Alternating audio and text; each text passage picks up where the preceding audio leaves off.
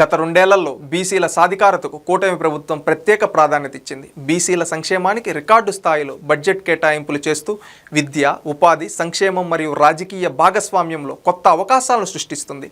BC గురుకులాల విస్తరణ, శాశ్వత భవనాల నిర్మాణం, ఐఐటి మరియు నీట్ వంటి పోటీ పరీక్షలకు ప్రత్యేక శిక్షణా కేంద్రాల ఏర్పాటు ద్వారా గ్రామీణ ప్రాంతాల విద్యార్థులకు జాతీయ స్థాయిలో పోటీపడే అవకాశాలు కల్పిస్తుంది. రాష్ట్ర వ్యాప్తంగా బీసీ హాస్టల్లో మౌలిక సదుపాయాల మెరుగుదల, పరిశుభ్రమైన తాగునీరు, భద్రత వ్యవస్థలు మరియు నాణ్యమైన భోజన సదుపాయాలతో విద్యార్థుల జీవన ప్రమాణాలను పెంచుతుంది. ఉద్యోగ అవకాశాల కోసం యూపీఎస్సీ, డిఎస్సి వంటి పోటీ పరీక్షలకు ఉచిత శిక్షణ అందించడంతో పాటు సంప్రదాయ వృత్తుల అభివృద్ధికి ప్రత్యేక కార్యక్రమాలు అమలు చేస్తుంది. ఆదరణ వంటి పథకాల ద్వారా చేతి వృత్తిదారుల, నేతన్నలు, నాయ బ్రాహ్మణులు, గీత కార్మికులు, మత్స్య కార్మికులకు ఆర్థిక సహాయం మరియు ప్రోత్సాహకాలు అందిస్తుంది. రాజకీయంగా కూడా బీసీలకు అధిక ప్రాతినిధ్యం కల్పించే దిశగా చర్యలు తీసుకుంటూ రిజర్వేషన్ల అమలులో మరియు రక్షణకు కట్టుబడి ఉంది. లక్షలాది మంది బీసీ కుటుంబాలకు సంక్షేమ పథకాల ద్వారా ప్రయోజనాలు అందిస్తూ విద్యలో అవకాశాలు, ఉద్యోగాలే భరోసా, చేతి వృత్తులకు బలం, రాజకీయాల్లో భాగస్వామ్యం కల్పించే సమగ్ర దృక్పథంతో ముందుకు సాగుతుంది. ఇదే రెండేళ్ల నమ్మకం బీసీల భవిష్యత్తుకు బంగారు బాట.